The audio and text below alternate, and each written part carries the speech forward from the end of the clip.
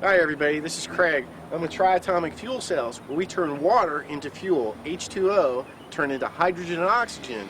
We use electromagnetic fields, electricity, to turn water into gas, hydrogen and oxygen, which is an extremely powerful fuel, and it has some very unique characteristics. Thermal reactiveness and thermodynamics that are unlike any other fuel in the world, and we're going to show you and teach you a little bit about it. Thank you very much, and please stay tuned for some very interesting information. Ooh. That's the very first cell we ever assembled. We just wanted to put it on film to show you what comes off that water if you know how to do it.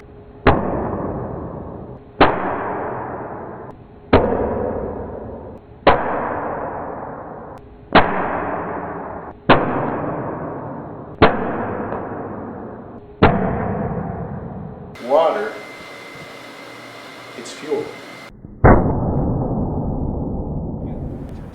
Let's go fire up an engine. All right, let's go.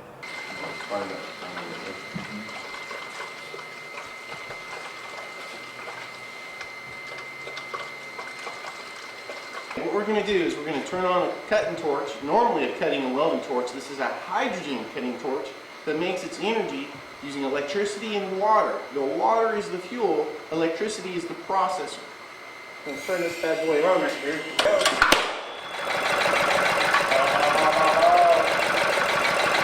This, my friends, is a water-powered engine. The only one I know of in Texas, possibly the world.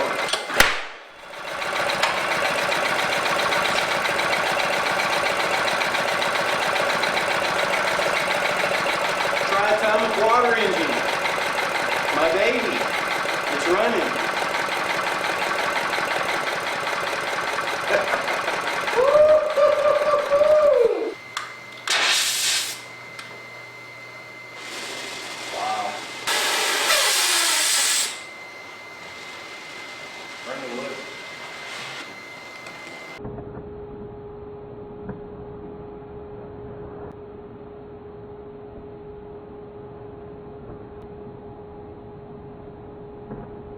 Hydrogen technology, people.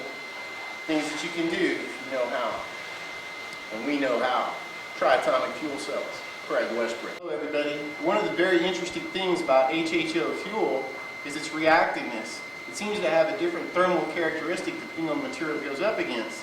And I've told people many times, you can take this same torch and run the flame across your skin and it will not burn, very similar to a candle. I mean, it can be burnt, but it won't burn you instantly. I'm going to go ahead and light this thing up. You see this flame?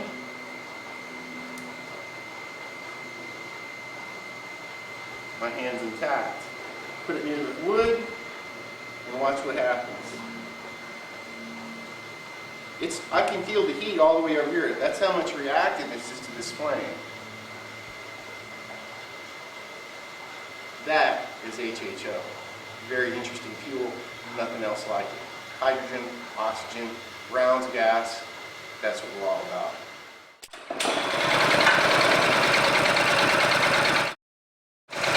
This bad boy's moving now. And this is only with 20 psi. It can definitely be more when we get more pressure, but this is just the start to show you what's possible. This guy's running off of 12 volts. DC, nothing special. I went to Ohio to see the Stanley Myers estate. Stanley Myers, as some of you may know, is considered the father of the water fuel cell. He was very famous back in the late 90s and late 80s. He went to Congress with his water-powered dune buggy, something that's seen across the internet. We went and contacted the owners of the estate to talk to them about acquiring the estate and seeing what could be done with the technology. And we had a very interesting conversation with them, and they're very good people, but we didn't come to terms, but we did get a chance to look over some of the equipment and to actually hold and handle some of the original equipment. Things that are seen across the internet now. It was just a very thrilling experience, and I really enjoyed it. And some of the stuff that was never shown to the public, including diagrams, schematics, and tech sheets that have never been released. It's rather unfortunate the circumstances of his death. Water is the most abundant substance on Earth. There's no shortage of it. And water has some very unique characteristics when it's turned into gas. Water compresses at 1,856 to 1. So if you have 1 gallon of water, you have 1,856 gallons of gas. That is the most compressed fuel in the world. When you see water, you're looking at fuel. And there's another potential use for it. When it's separated, it can be separated into a hydrogen gas. And if you know how, with electromagnetic fields, you can turn the hydrogen into plasma. Plasma that is magnetic. If you have a magnetic gas that's lighter than air, you've basically got free energy. Because if you take this gas and put it in a tube, like a hula hoop or a donut, it starts circulating like this. If you wrap that tube with copper, coils, aluminum or anything like that, it will induce electricity. And that's something a lot of people don't know, that the potential is there for endless amounts of free energy. I'm Craig Westbrook, and I'm with Triatomic Fuel Cells. Hey, this is Craig with Triatomic Fuel Cells. I wanted to show y'all part of our company's security system. This is Big Mac. And Big Mac's about 115 pounds, and he's a full-blooded, big-headed pit bull. And anybody comes around here that's not supposed to be, they get to deal with Mac. And Mac doesn't have a shut-off switch if he gets going on. So if you upset Mac, you're in trouble. But Mac loves me. Give me a kiss.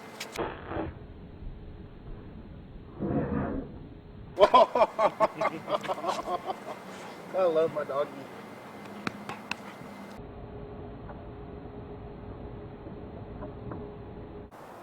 Hello everybody, my name is Craig Westbrook.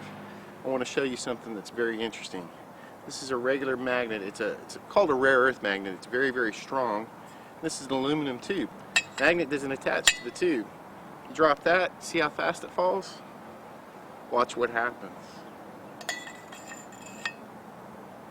What's going on? Magnetic fields. Watch again. Drop beside it, see how fast it falls? 32 feet per second.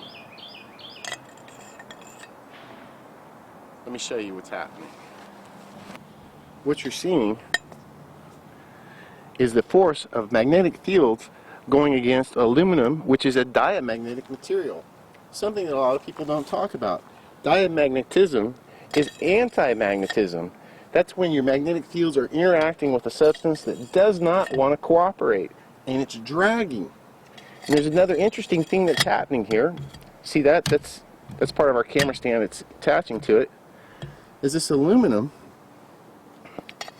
is inducing electricity. That's an induction field made by anti or diamagnetic material alloys in magnetism. Really, really strong magnetic fields. Why is this important? In school, science and physics, they teach us that everything is about gravity and there's no way to defeat gravity. Well, there is. And it leads to interesting fields such as anti-gravity or weightlessness. This just goes to show that in the right situation or the right physical design of materials can allow things that aren't necessarily accepted by science, and they're known by only a handful of people, and we're trying to get it out to the public. There's a whole lot of things that can be done that just is not known.